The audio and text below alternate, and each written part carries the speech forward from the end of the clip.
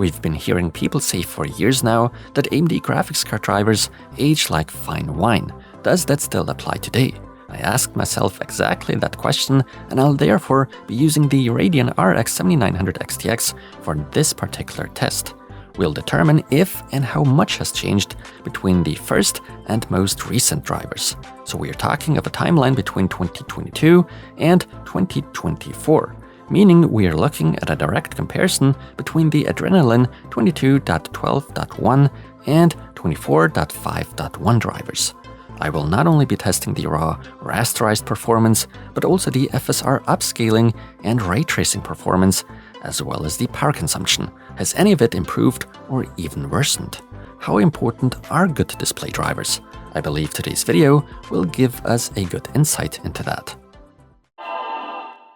Before we dive into the benchmarks, I'd like to briefly introduce you to my test system and the specific graphics card model used.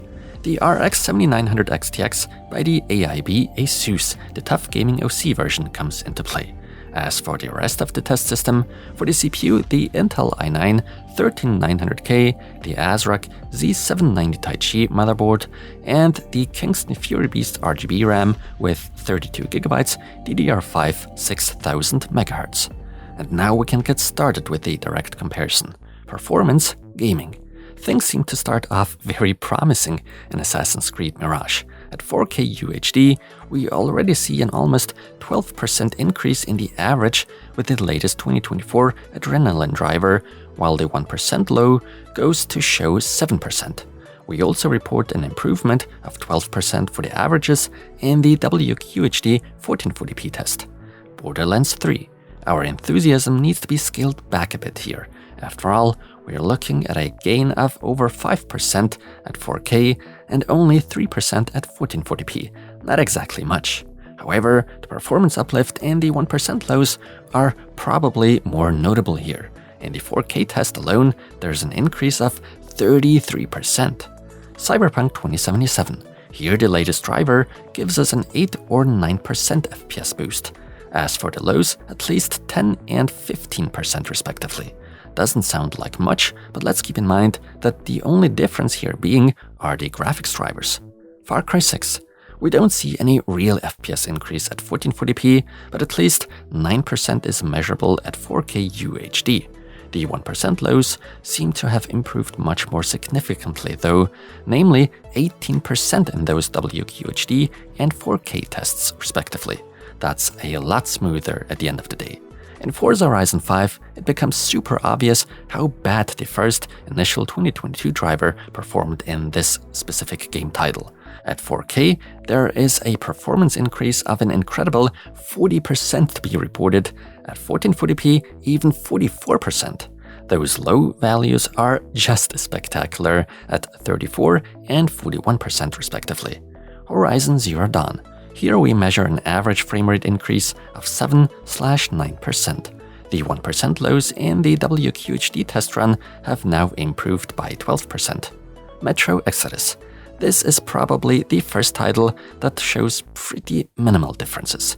There are slight gains, but they are hardly worth talking about. Red Dead Redemption 2. Not very exciting either. On average, only an uplift of 4 and 2% respectively.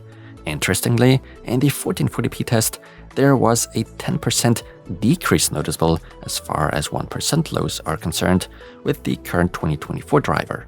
So far, our first incident of this kind within my test parcours. Shadow of the Tomb Raider. Even in this game title, slight FPS increases are measurable, even if they only amount to 5 or 6%. Gaming average FPS. In summary, the determined average of those 9 games tested speaks volumes. At 4K UHD, we can expect around 10% better results thanks to the 2024 Adrenalin driver. At 1440p, that's only 8%, although still to be considered respectable. As for the 1% lows, we are talking about an increase of 14 and 10% respectively. Overall, it's clear that the driver updates have had a significant impact since this graphics card launched, but we haven't fully reached the end of our test run yet. Gaming with the FSR upscaling technology. In Assassin's Creed Mirage, the current Adrenalin driver delivers 10% better results both at 4K and 1440p. Cyberpunk 2077. Here too, we are talking of a comparable 10-11%, plus a considerable performance uplift in the low department, 20 and 18% respectively, a huge improvement. Far Cry 6. Here with FSR 1.0, we report rather boring results. At 4K, an almost 6% increase, while at 1440p, we even happen to lose in the average by 3%. Horizon Zero Dawn. This is where things start to look better again. The current driver gives us an 8% FPS gain at 4K and a 7% gain at 1440p. In Red Dead Redemption 2, we see practically no difference when it comes to the WQHD test run. Yet we measure an uplift of 8% in the 4K test. Regarding the 1% lows, that's another 8%. Gaming with ray tracing. Unfortunately, the poor ray tracing performance by this AMD Radeon GPU in Cyberpunk 2077 can hardly be corrected by driver updates, it seems. Nonetheless, if we are being precise, we are in fact talking of a 10% FPS increase both at 4K and 1440p. In real life, though, when taking into account our actual frame rate, it's still somewhat lackluster. The achievements in the game Forza Horizon 5 are all the more spectacular and exciting though. On the one hand, this is also due to the fact the first Adrenalin driver of 2022 was rather disappointing. That's why the 2024 driver seems to be able to come in with 38 and 44% FPS boosts respectively. Nonetheless, a round of applause to AMD. Productivity. To my surprise, a lot seems to have changed as far as the Blender Open Data Test is concerned. Now the RX 7900 XTX with the latest driver installed performs nearly 10% better than with the first initial driver out there. Power consumption and temperatures. Starting off with the Furmark stress test. At full load, there's hardly any noticeable difference that can be measured from the wall. We are talking of a few watts less in the best case. However, the idle power draw seems to have noticeably improved with the current recent driver.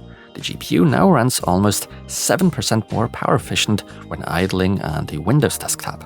If we now fire up a game, it becomes clear that the power draw reflects the previously measured FPS gains quite well. The graphics card does perform better with the current driver, but also consumes more power in-game. However, when taking a closer look at those numbers, that's an increase in power draw by a mere 3%. If we now consider that the GPU delivers on average 8 to 10% more performance in games, things do look alright. Conclusion. Without a doubt, the measured values speak for themselves. AMD have achieved a lot with their current, recent Adrenalin 24.5.1 display driver at the time of this video when compared directly against the driver that was released back in 2022. While this is expected from AMD, Intel and even Nvidia, the assumption and statements made by many people seem to be true. Over time, AMD graphics drivers in particular seem to improve significantly, not only in terms of performance offered, but also in terms of bugs and general issues, which are not part of today's video though.